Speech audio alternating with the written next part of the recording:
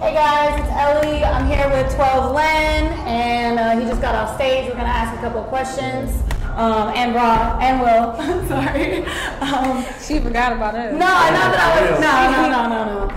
But 12 Len, how was the show? Like, how did you feel like that went? Your set just went. I mean, it went amazing. It went great. Yeah, you know, the vibe was good. I watched CDB grow from its first event. You know, being from Miami and being here from Florida. So yeah, definitely. Dope. My set was dope. Yeah, your set was definitely lit. You and Chief Pound out there killing it. Yeah. How'd you feel the energy from the crowd was?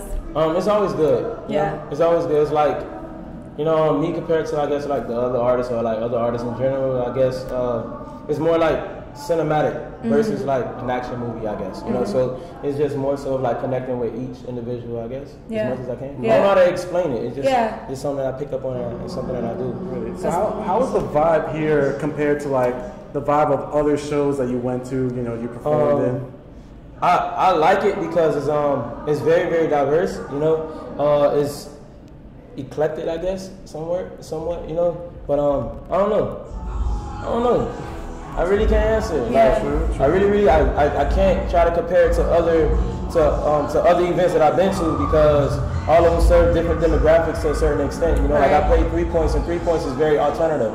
Yeah. It's very, like the Solanges and the EDM scene, and it's all of that. You know what I mean? So, it's very cultured.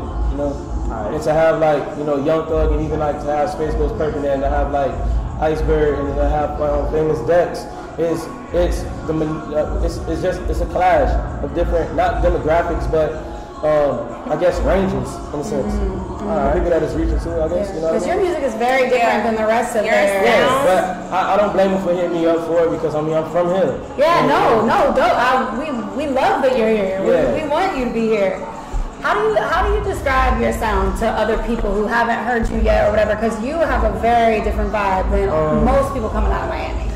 I just got asked that yesterday, but I guess it would fall more into the genre of like R&B, but at the same time, like it has like its own little twist of like hip-hop influences and like when you listen to a lot of other records, I guess like indie or soft rock, but it's like it's a little bit of everything. Every record is a little bit different. Like this new project I'm working on is more so leaning towards R&B, like heavy R&B, but still composed with a lot of different like trap melodies and drums, So I try to do something different every time. What is like the meaning behind every track that you mean? Like, what are you trying to let people understand? I guess understand.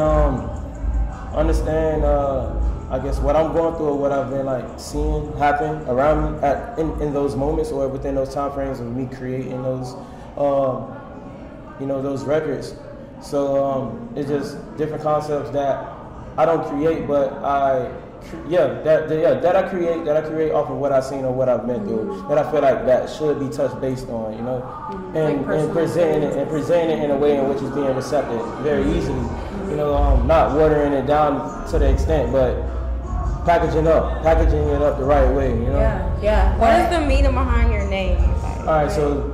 When I was younger, all of the dudes around the neighborhood called me V12. Like my name is Vars, that's my real name. And V12, a V12 is an engine. It's the highest performance engine you can put in a car.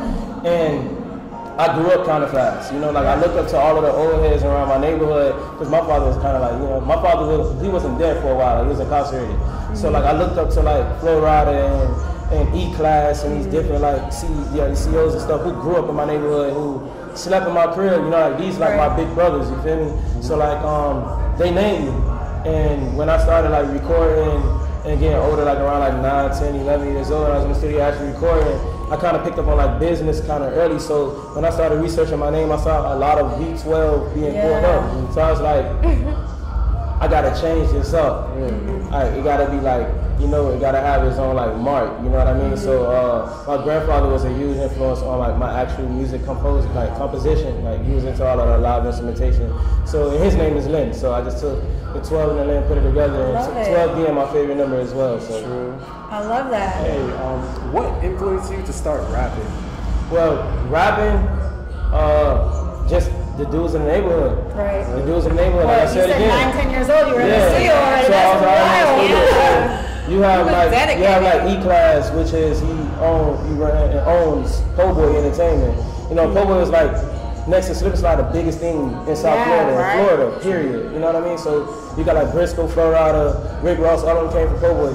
And I'm 19 years old, being in the studio with them, you feel me? Like recording vocals, like kid vocals on their tracks. You know what I mean? So I was 9 years old. Those was my idols, you feel me? Like, yo, like, even if they didn't blow up back then, I was still doing it because, like, yo, I looked up to them, you know? That's and then my music took a turn, and I started leaning more towards, like, you know, like R&B and singing and all of that stuff because I grew up in the church as well. My grandmother, like, forced all of her grandkids in the choir, even though we hated it, you know? But she forced us there. And as I started to kind of pick, well, not me particular, but as my friends was picking up buzz like Denzel Curry and Space Ghost Perk in 2011, I just knew I had to kind of do something different because that's when the whole internet wave thing started to come about really heavy and it was very oversaturated and everybody kind of knew the formula because we created lo-fi music. Like it was a cool thing to do because we had a community of people doing it. So I was like, yo, I ain't finna go that direction.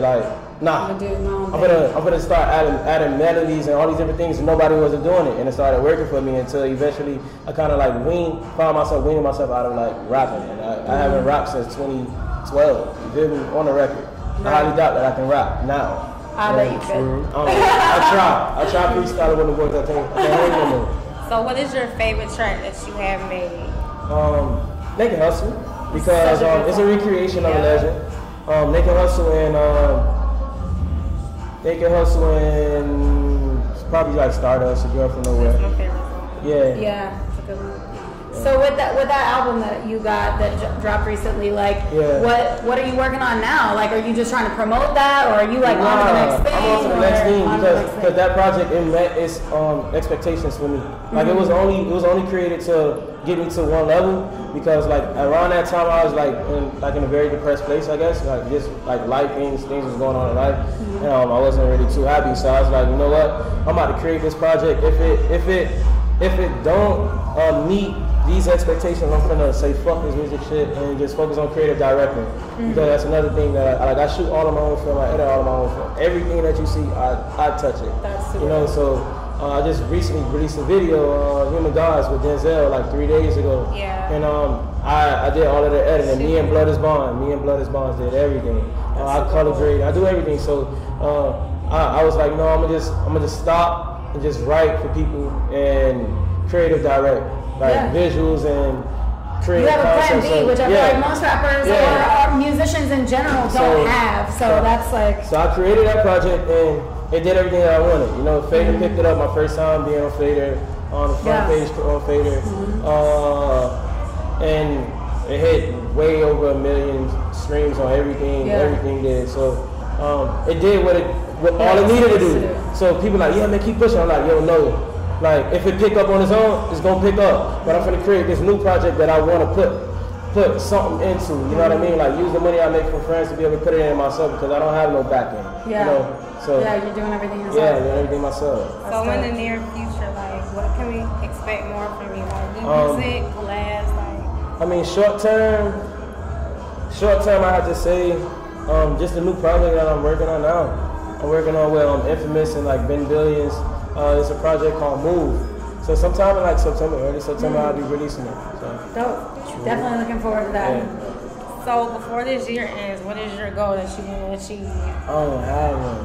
Why? Because I only have one goal, and that's to not have to do nothing and sit back and create a direct. I literally don't want to make music. I want to create a direct. Wait, so you want to be done with music? Yeah, I just want to create a direct other artists. So basically, this new piece that you're doing, that's just gonna be the final. Nah, hell no. Oh. There's a lot more music to come, but I mean you want to just take a break? Yeah, no, not even a break. I ain't doing enough to take a break. I'm just saying just goals period in general isn't to. I don't know. I want to see 1 million people in the crowd singing, songs, but that's not realistically my goal. I want to. I don't really know where I would see myself at the end of this year. Where I would like to see myself at the end of this year. I know where I would like to see myself in 10 years. Because I know. What's that? What's 10 years goal? 10 years, like I said again. Just chilling? Just curating things for big companies, the Red Bulls and different, curating events, not even attached to my name, but, that's dope. just don't know, like kind of like what Tyler created, you know, to create furniture, doing concepting. Like, I just want to, like, that's what I'm into. Taking your creative views out and other aspects. That's super dope. Hey, that seems like a legit goal. The way your mindset is, you're gonna go far in life. Like I can see it. Yeah. Thank you. Like, Awesome. Thank you so much for coming through, for doing the interview, for killing it on stage. Definitely going to be seeing a lot more from 12 Len, not just Miami, but everybody. Everybody keep looking out for him. That's it. Good shit.